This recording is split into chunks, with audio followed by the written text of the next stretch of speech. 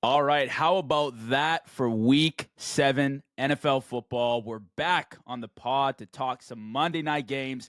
We actually got Seahawks Texans rolling right now, but it started at 9 Central Time. We're not staying up for the whole thing to film because I got to get my boy Steve on. We got some bedtimes. We're getting a little older here. We're not youthful like we once were, but Steve, I No, appreciate you hopping on again. We got a good Lions Bucks game. Lions dominated, but still something good to see. I'm happy to have you back on, my friend. I am. It's October, towards late October, which means World Series, and we got Game 7 of the American League Championship right now. We got football NFL. We got Seattle going on right now. Tomorrow, the Lakers play without my GOAT Braun, but the NBA's back. I don't really watch hockey. I know you're from Canada, you probably do, but this is like the perfect time to be a sports fan. It's what the equinox, when they call it, when all four of the major sports play at the same time. It's just what a time to be alive right now. I love it.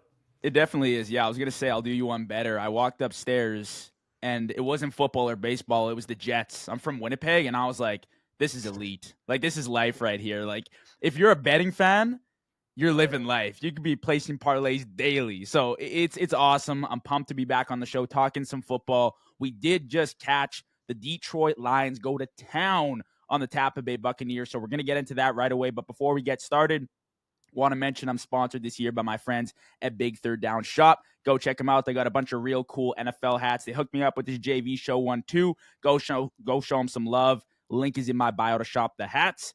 You know what it is, JV on the JV show. Steve, Lions, Bucs. What were your overall thoughts on the game? Again, the Lions really did dominate for the majority of it. Baker just an off night, missed a Yeah. lot of throws.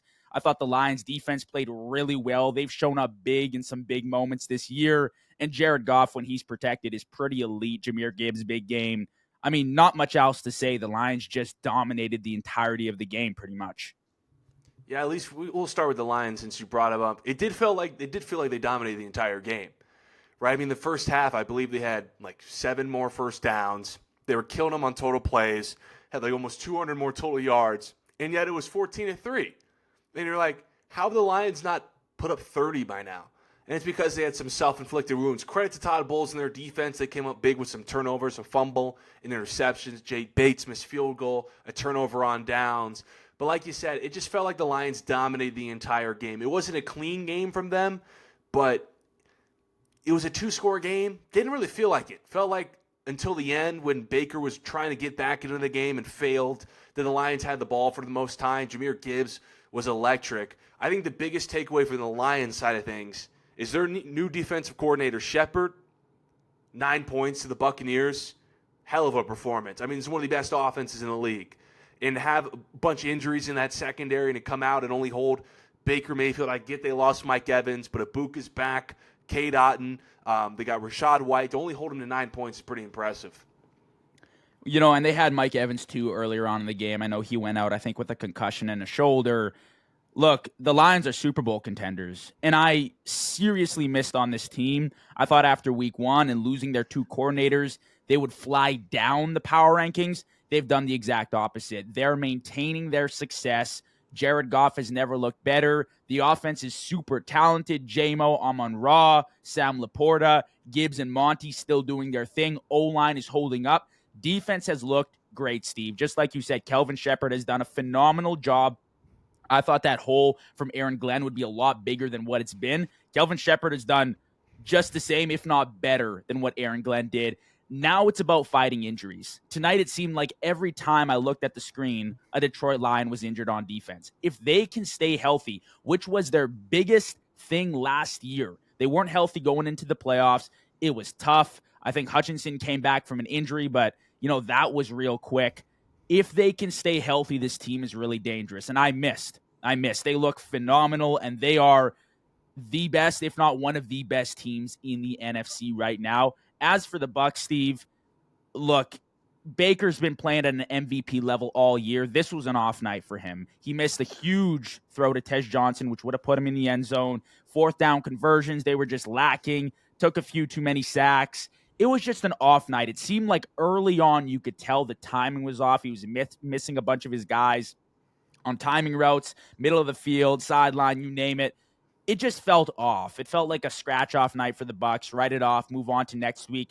But again, this is another week against a better NFC opponent. I think they lost to the Eagles, correct? And then they also had the Lions tonight. Obviously, these big NFC opponents, you probably want to see a few better games from the Bucs. Eagles, they were heavily reliant on a few big plays from Baker tonight. Again, just couldn't hook that up. I think you want to see a little bit more of a put together performance from Baker and this team against these better NFC teams. We're starting to see who the top 2 seeds are, maybe Philly and Detroit, and then you got the Bucs and the Packers in that tier. But again, just an off night from Baker, I thought. Nothing else. Like the defense ironically played pretty good to close out the game. They kept them in it. So, it really was on Baker tonight, but he's been playing good. Yeah, I mean, you said it was an off night for Baker. It felt like, speaking with baseball in the conversation, it felt like watching a pitcher without being able to locate the zone. Baker was all over the place tonight. It was by far his worst game of the season. And you kind of feel bad because he's been playing like an MVP, but just didn't have it tonight. Pulling up the numbers here, 28-50 for only just 228 yards. When you throw the ball 50 times, you only get 228. That's pretty bad. 4.6 an attempt. He had the touchdown, but like you said, it felt like he could have had like 4 or 5 more. He was just missing guys all over the pace. The pick wasn't his fault, but 4 sacks. Again, it felt like watching an all-star pitcher who couldn't find the zone. Baker was either missing guys too high or underneath. There was no in between. It didn't feel like he had his accuracy. And, when I came on here the other week, I said Patrick Mahomes is the MVP favorite. Credit to Baker, but Mahomes has to be the front runner. And there's a reason why Vegas, when Mahomes was 3-3, but Baker had the better stats, they still had the odds said Mahomes was the MVP favorite because Vegas had to bake in, no pun intended, Baker having games like this where he just, you know what I mean? He just doesn't have it. He's more likely to have those games that he plays himself out of an MVP than Mahomes. And you feel bad because Baker had a great season, but he just didn't have it tonight. And, we were talking the other week about, where do the Bucs rank in the NFC, and I was always so hesitant, even with the record, to say the Bucs were really true Super Bowl contenders because when I watch them play against the top dogs in the NFC, they're competitive. Don't get me wrong. This was a 2-score game the entire way. The Bucs defense played really good against the Lions offense, forcing mistakes. Baker just didn't have it. Listen, I give him credit for playing like an MVP. It felt like his wide receiver room has just been on the injured list the whole way. And Mike Evans gets hurt again tonight. He just gets a Buka back. But he was just all over the place tonight. And the loss was just on him. That was a winnable game. Just airmailing so many throws. It was just off overall. And the Lions really kept Tampa in the game too. Dan Campbell balls a steal, going for it on 4th down in the red zone. They could have layered on a few field goals, packed on the points, but that's the benefit sometimes you get of playing the Lions. They'll miss on a few 4th downs, give you the opportunity. It was there for the taking, just an off night from Baker. You can't have those in the playoffs. But he's looked good almost all year. Mahomes definitely the MVP, but I'll raise you one better. Dak Prescott's been playing some pretty good ball too. And I know you know that too, Steve. We've talked about him a lot on the pod.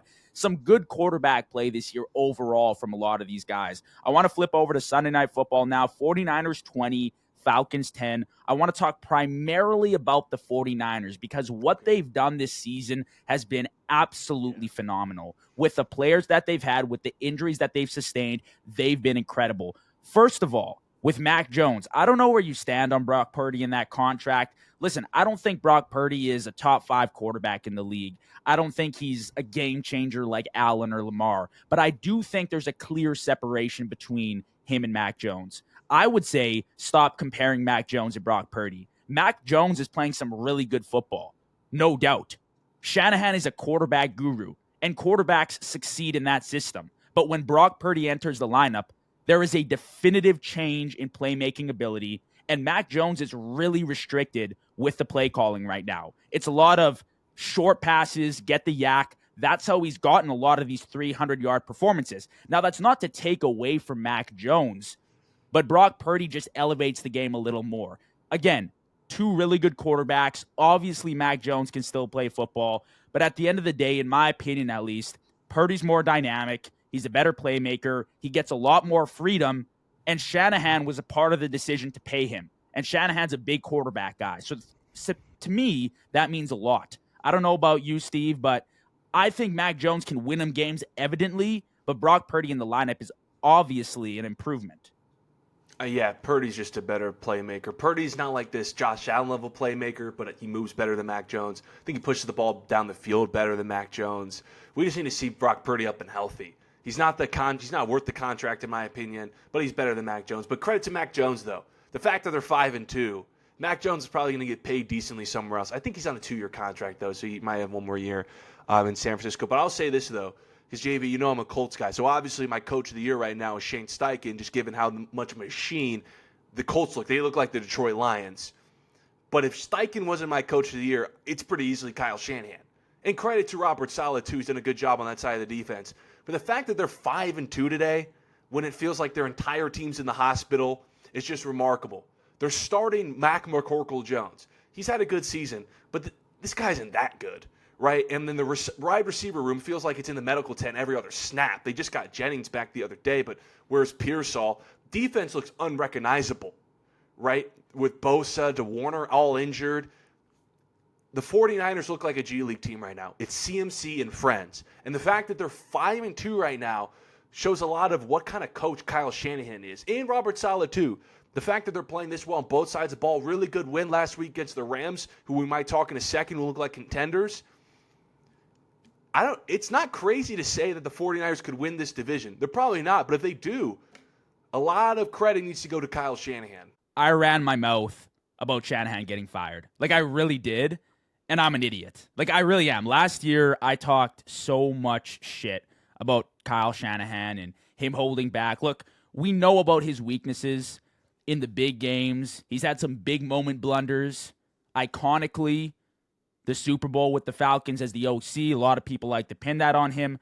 I apologize. It's my fault. He's a quarterback guru. Every quarterback that goes into his system produces. Jimmy Garoppolo, Mac Jones, Brock Purdy. He makes these guys look elite.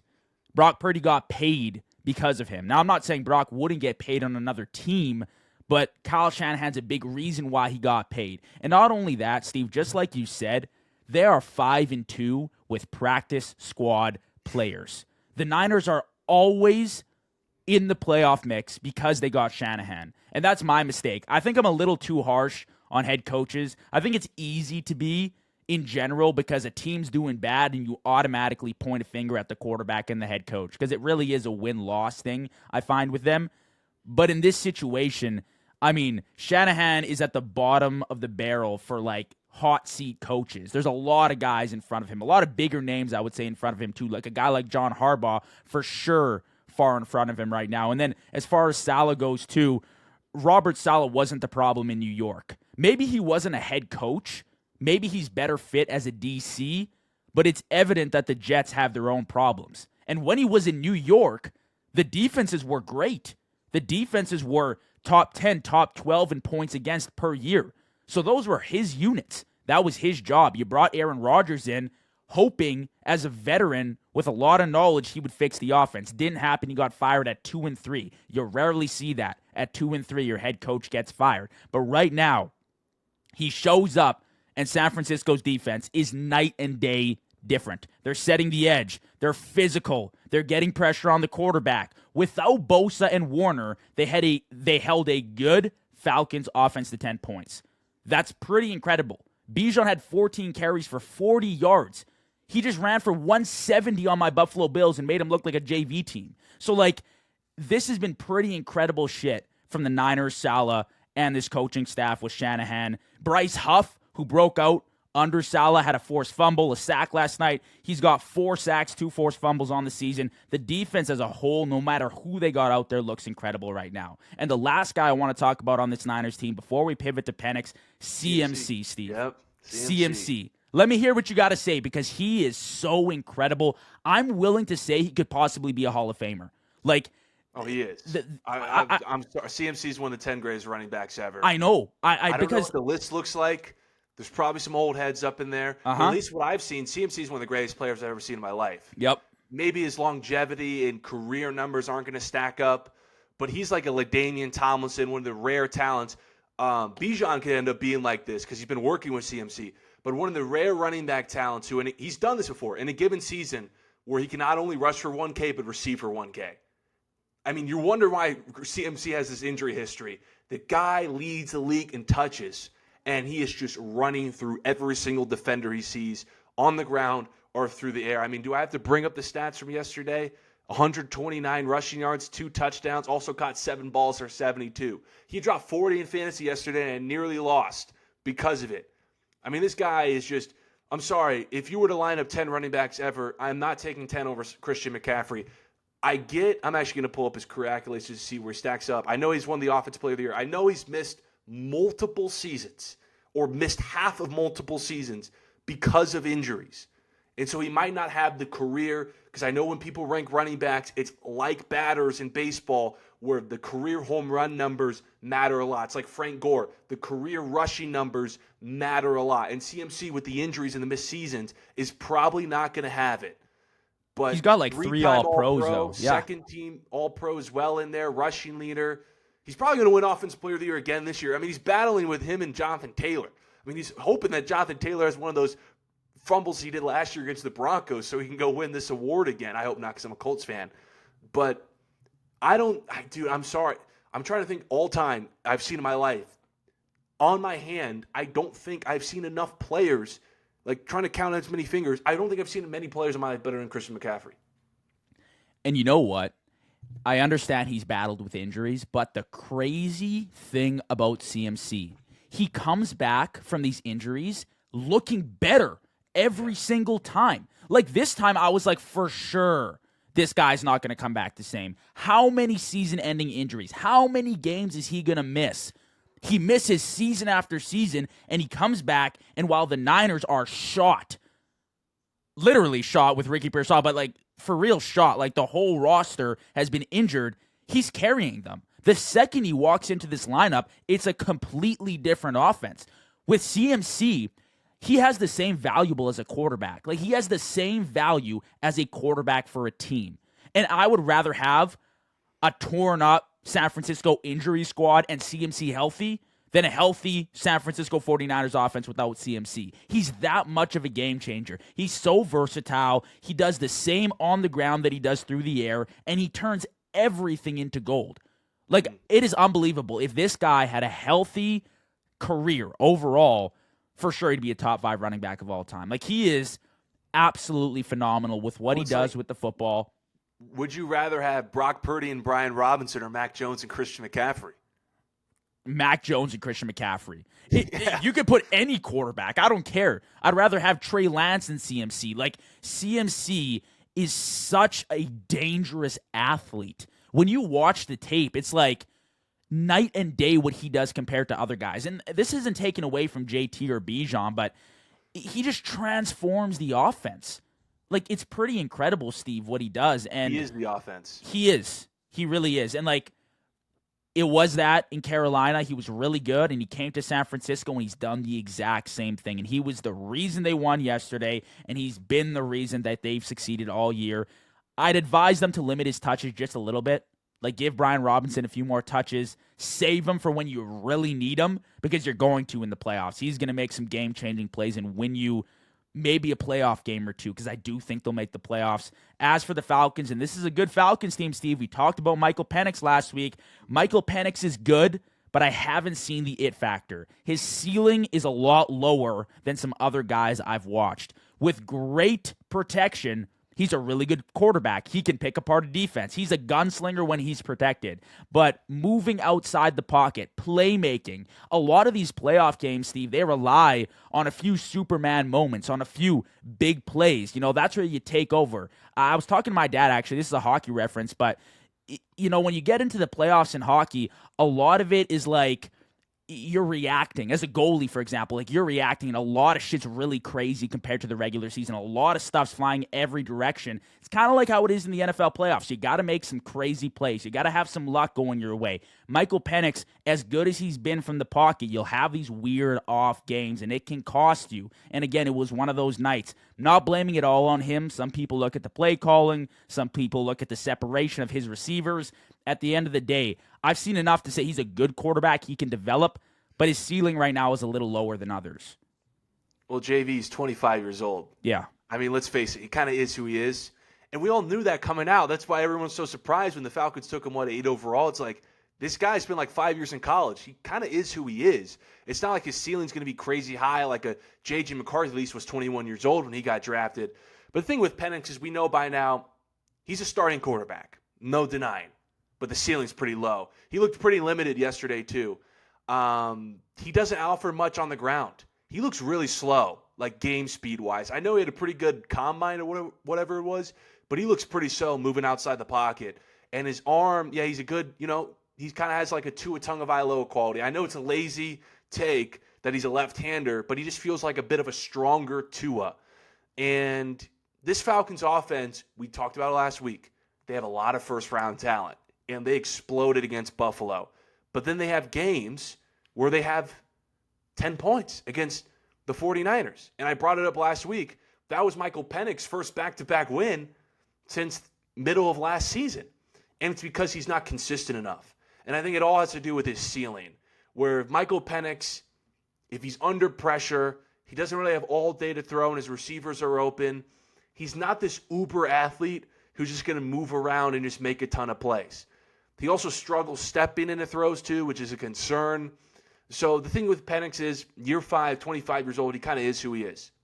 He's a starting quarterback. He can win you games, the division, maybe in the future. But as far as like exploding to one of the better quarterbacks in the league, I just have a hard time seeing it. You know what? I was watching him escape the pocket, the exact same thing you're saying, Steve. And there were moments I thought this guy was going to snap an ankle and head upfield for 15, 20 yards. But it just didn't happen. And it was 3 or 4 times during the game.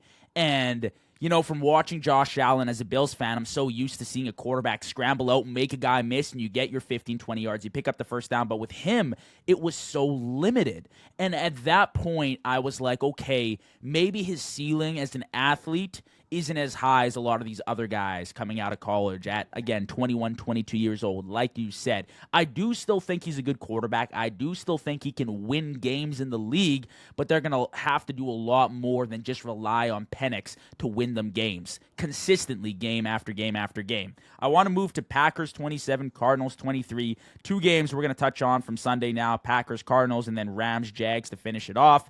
As far as the Packers go, Steve, the Packers are missing something right now for me. Like, games in the NFL are going to be close. Like, this is a good win for them. I think it's encouraging that you can win these close games, these battles. That's exactly what the Cardinals have not done this year, and we'll talk about them in a moment. But for the Packers, I mean, for a team that a lot of people said was going to be in the Super Bowl or potentially in the Super Bowl mix, right now it seems like they're on the bubble or they're on the outside looking in just a little bit at like a Lions or an Eagles team. And look, I know they beat the Lions, but that was week 1. That was one of their better performances. I don't know if that changes. It probably does, to be honest with you, when they meet again.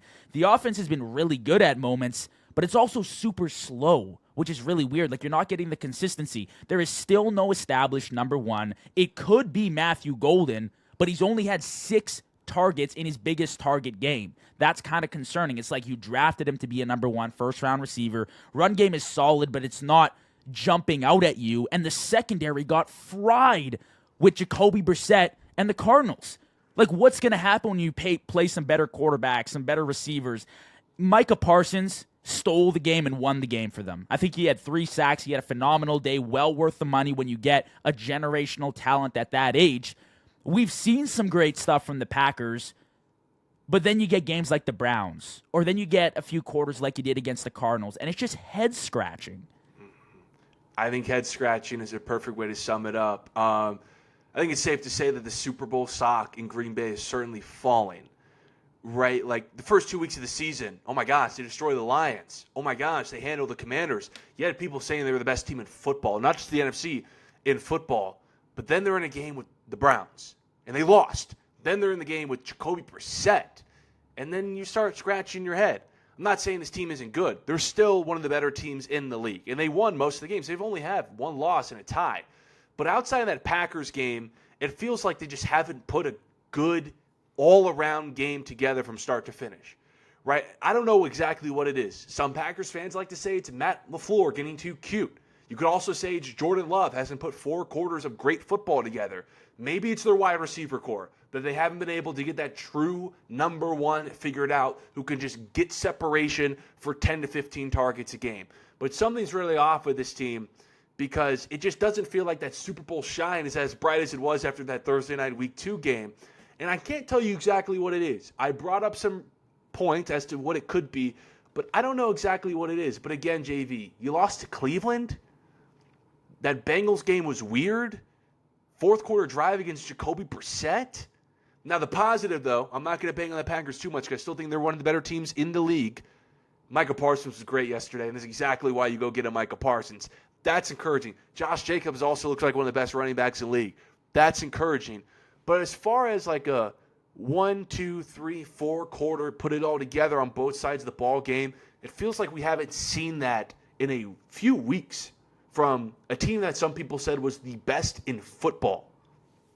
Well, what's the difference when you look at the Packers and then you compare them to a team like the Chiefs right now, or you compare them to the Colts or the Eagles when they're at their best? I think for me, the one thing that jumps out is you look at KC and they got Mahomes and Reed, right? They have that superstar tandem. You look at the Colts right now, Daniel Jones is balling, but JT looks like an offensive player of the year. The Eagles, when they got Barkley rolling or A.J. Brown or that defense is moving, they're really good. The Packers, who is it? Like, could it be Jordan Love? Sure, but it's not consistent enough to be. The receiving room, it's a rotation of guys.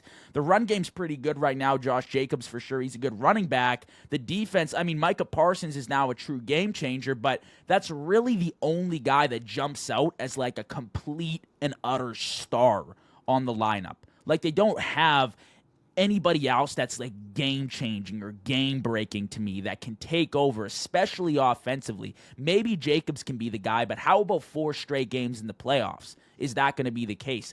I don't know. I don't know. Do you feel the same way?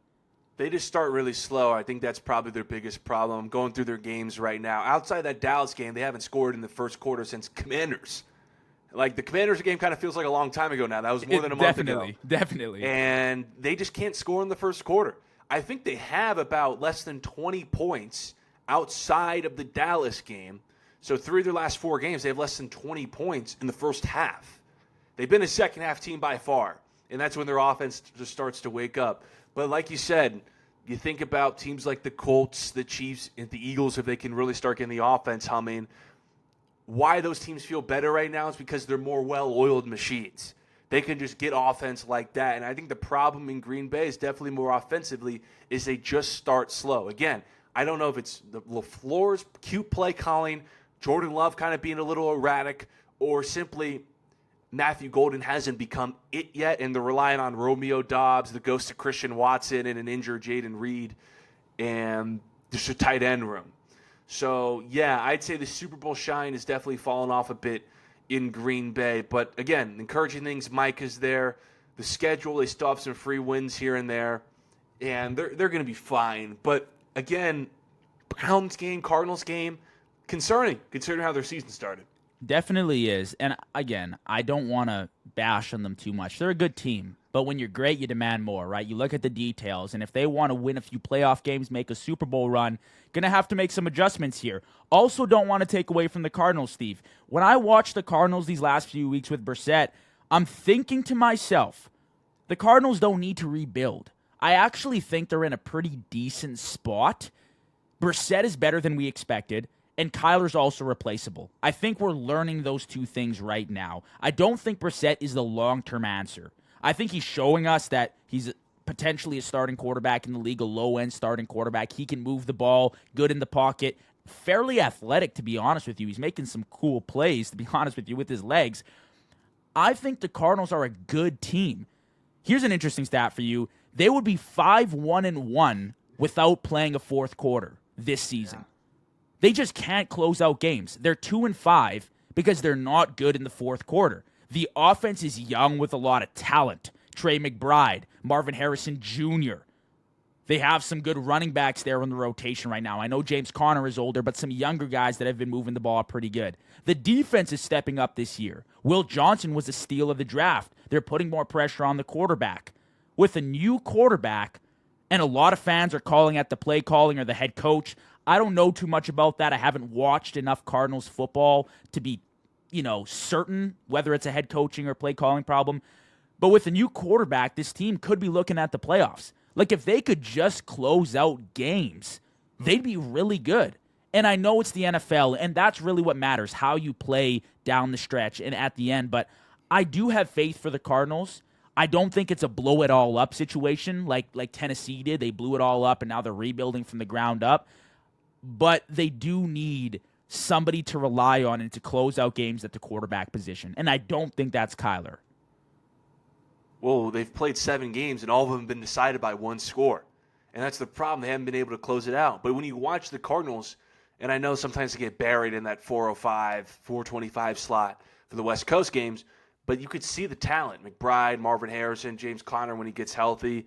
But Gannon looks like a good head coach.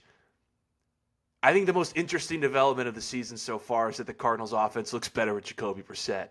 I know. I think it's so funny. Obviously, Kyler is more talented than Jacoby Brissett. Obviously, if you had to pick one quarterback to build your team around going forward, it's 10 out of 10 Kyler Murray. But I wonder what people in Arizona upstairs are thinking, like, our passing offense looks better by the numbers. We've had our 2 best offensive outings against some really good teams. The 2 best teams we pretty much played all season has been with Jacoby Brissett. And we put up our best statistical outings offensively. Trey McBride, our best offensive player, is getting in the end zone more with Brissett than he is with Kyler Murray. It is the weirdest development of the season that Jacoby Brissett, and it's probably because Jacoby Brissett is just the more natural pocket, stay in, thrower of the football, that their passing numbers are better. He's less likely to bail on pockets like a Kyler Murray is. But I think it's really interesting, man. And I wonder how much longer the Brissett show is going to go, because I don't know if Kyler Murray's going to come back either, anytime soon. But, dude, you look at 23 against the Packers, 27 versus the Colts. 2 best offensive outings of the year with Jacoby Brissett. I don't think they move him. Like, I don't know what Kyler's timeline is for his injury, but Brissett looks amazing, man. It's pretty incredible. And it's not like his passing volume is more than what Kyler was getting. Like, he's thrown 30 to 40 attempts these last few games, but so did Kyler at points this year. And he just simply did not put up the numbers. And I hate to be a numbers guy, but the numbers are shocking when you look at what Brissett's done these last few weeks. He's almost won him 2 games. And again, it's that same story with Arizona. Almost winning, almost getting there. I get it, but at least you're seeing some offensive success. At least you're seeing your young guys get the ball and get in the end zone finally. And you're seeing a little bit more consistency. And like I said, Jacoby Brissett, he's low-key kind of moving out there. Like, he's escaping the pocket and making plays. Shockingly, I didn't think he had that in his bag. So to me, it's a testament to both Brissett being better than we expected, like I said, right as I started this segment, but it's also that Kyler's replaceable. He's not somebody that is irreplaceable or would tear apart your franchise if you lost. I think we're seeing that right in front of us. Last game I wanted to go over, Rams 35, Jags 7. Didn't catch this one, had to rewatch it. It was in London, I believe. Jags' second home. I thought they were winning this game. I thought they're comfortable there. They got a lot of fans, I assume. Definitely not the case. Rams blew him out. I want to talk Matthew Stafford, maybe Devontae Adams here. We know he loves to feed his number 1 receiver. When is Matthew Stafford getting MVP chance? Like, I know we've talked about Mahomes. I know we've talked about Dak and Baker all year long. Matthew Stafford is right up there statistically with the best quarterbacks this season. He was 21 of 33, 180 yards, and 5 touchdowns against the Jags. This season, he's got 1,900 yards, 17 total passing touchdowns. I believe he leads the NFL, or he's close. And only 2 interceptions. 66% completion percentage. 109.3 average passer rating. He's 37 years old. And he's balling. It's not a miracle he was the quarterback of 2 of the greatest receiver seasons we've ever seen. He loves his number 1 option. Can't deny that. But what he does to defenses, he manipulates defenses with his eyes. Physically, maybe he's on the same level, but mentally, he's so much better than everybody else. He's methodical, smart. He's been doing it for so long, and he's doing it at an elite level again. So I think when we talk about the elite quarterbacks of the season, Steve, you want to talk Dak, you want to talk Mahomes, put Baker in there, Daniel Jones, Drake May. Matthew Stafford's right up there for me. He's not my MVP, but if he were to end up winning it, I wouldn't complain at one bit because how Right. good has he been, JV? Just think about it. The beginning of the season, just more in the offseason, we were wondering if the guy was ever going to be good again. With the back, is this it for Matthew Stafford, 37 years old? Now he's got this back problem. That's it. He's probably might not be the same throw of the football ever again. And then this week, he flies across to another country, across the Atlantic, without Puka, 5 touchdowns. He leads the NFL in touchdowns. No one throws a better ball than Matthew Stafford. He's just insane. The levels he's playing at right now. We've had some great quarterback play this year. Drake May, Mahomes, Dak. Stafford's up there with him at 37. And this guy, I remember telling you a while back, I'm just waiting on the Rams to finally have a dominant game. It feels like they're always in these like close games with these good teams. When are they going to just like smack someone? 37-0 at one point, 35-0 at one point is pretty good. And it's all because Matt Stafford, he wasn't settling for field goals. He was throwing it right into the end zone. And he put on a clinic. I'm sure Kyron Williams, fantasy owners aren't happy, but Matthew Stafford was balling. Like 5 touchdowns. Devontae Adams, I think, had 3. It's very evident he loves his number one target. Yep. Anytime he's got a Puka and Adams, a Calvin Johnson, Megatron, they're getting fed, right? And I just truly believe he's one of the most elite pocket passers, pure passers of the football I've ever seen, and one of the best still in the game right now. Pure pocket passing. Obviously, the mobility, it's kind of shot at his age. Inevitably, it happens, but he really is tearing up the league right now, and the Rams, they're safe with him. He's clutch, ice cold in the playoffs, assassin. I think they're going to go far with him. You look at the other side of the ball, Trevor Lawrence has to be more consistent. We've talked about him a lot. I think he's had a pretty good year. I think he's been pretty impressive, like with Liam Cohen. He's definitely shown some signs of life compared to what we've seen the last few years. But it's just not going to cut it. They had 6 straight possessions in Rams territory, 5 of them inside the 35. They came out alive with 7 points against the Rams. He needs to be better in the red zone. And I think 2 things can be true. The Jags are a B-level team. They're not A-level right now. They're probably B-level. And Trevor Lawrence still isn't living up to the absolute hype he got out of college. It's not all his fault. Like, the receivers are dropping balls. The protection isn't good. But the decision-making is still off. And he's holding the ball too long. And that's contributing to the back-to-back 7-sack weeks on Trevor Lawrence. So I'm kind of flip-flopping right now. I totally understand. I'm contradicting myself. I do think he's shown some signs of life, and he's been exciting to watch at points this year, but it's undeniable that consistency is still missing. And a lot of it still falls on his shoulders of like, hey, you got to play better. If this team wants to win, you got to play at a Mahomes level right now. Yeah, kind of on the same thing I talked about Michael Penix, but not about age, but more about years. What is he, in year 5 now, Trevor Lawrence? Kind of is who he is. Okay, it's very clear at this point he's not going to live up to the generational label that myself and thousands of people thought he was going to be. But he's also a starting quarterback, clearly. But the thing what's so frustrating about Trevor Lawrence, I get the drops. Brian Thomas, just some unexcusable drops that's haunted Jacksonville these last 2 years. But Trevor Lawrence was 23-48. 1 touchdown, 7 sacks, not particularly accurate, holds on the ball too long. He's just not well refined. You know what I'm saying? Like, when you watch him, you can just feel like he's just not refined. Yeah. It's like there's still a lot of fat on him that you want to trim to have like this generational quarterback, because you can see the frame, the athleticism, the arm. It's there. But then there's inaccuracies. There's pocket presence. There's just all the little things that would help him become that great quarterback that he just kind of misses. And there's just no reason that Jacksonville should ever score 7 points. Again, I get the drops in the offensive line, but new head coach in Liam Cohen, you traded all this for Travis Hunter, who's a hell of an athlete, although Jacksonville still doesn't kind of know what to do with him. But you got Brian Thomas, you got some weapons, ETN, 7 points. Listen, I'm not asking him to beat Matthew Stafford, but you saw the difference between an elite quarterback and an okay quarterback. It was on display yesterday between Matthew Stafford and Trevor Lawrence. I know we got his big contract, but for me, this was like the true make or break decision year for me, because For years, I've knocked on Trevor Lawrence in the NFL with the turnovers and the decision-making, and I said, hey, I'll give him a shot this year. New head coach, offensive mind. I want to see it develop and see a full year's scale and performance before I say anything. But the consistency, it's just not there right now. And that's what needs to be there if you want to be considered an elite quarterback. And, people can come at me and say you're judging him too harshly and there's problems in Jacksonville. But when you're getting paid fucking $55 million, it's like at some point something's got to give. Like, you're getting paid a lot of money, so the performance should be there.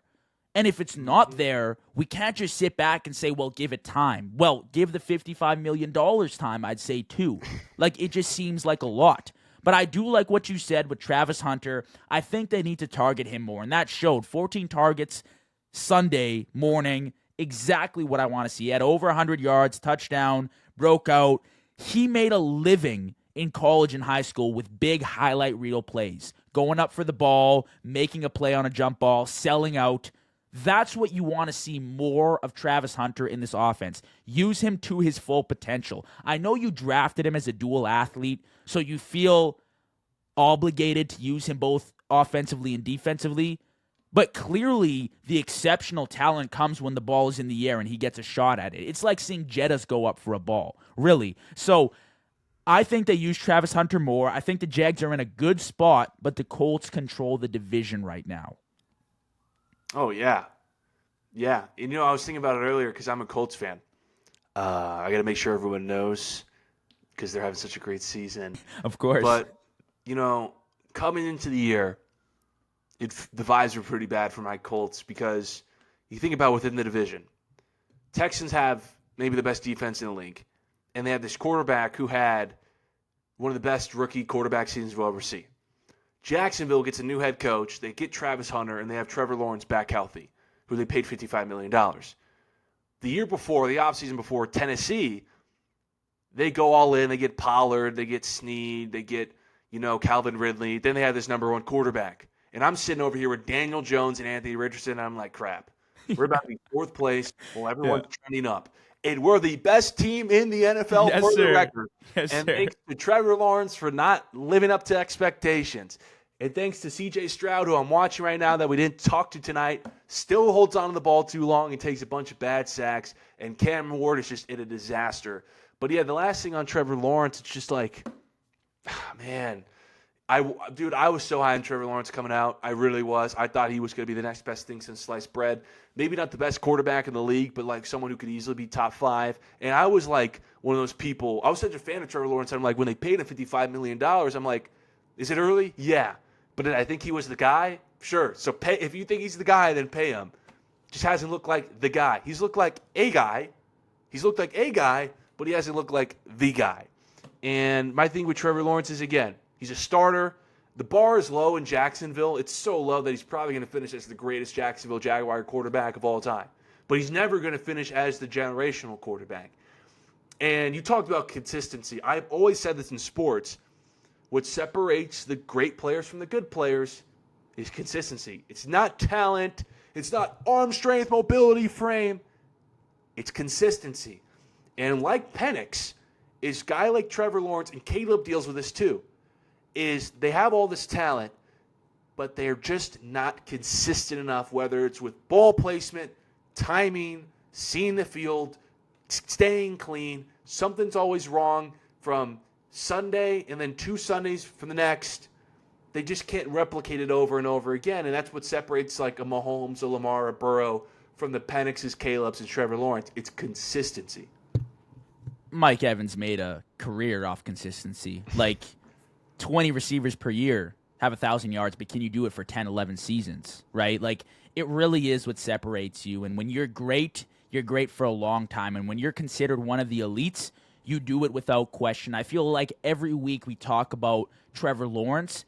I watch the games, but I don't really have to because I already know what we're going to talk about. It's the same story all the time, right? It's kind of this repetitive theme of like, is he consistent? Maybe he had a great game, but when the Jags fail, you can almost always turn on the highlights and say, Trevor Lawrence missed a few key passes here and there, right? It's like every single week. So is he going to get there? I don't know. Like you said, he might just be who he is at this point. Obviously, you never know. Guys like Daniel Jones are now breaking out, and he's in his, sixth season in the NFL on a new team. Who knows? I don't want to completely judge him because Jacksonville hasn't been historically that great, but we've seen a lot, and I think we know a lot already about Trevor Lawrence. That's a wrap on Monday Night Football, Week 7. Steve, it's been a blast, my brother. Thanks for joining me. Yes, sir. Yes, sir.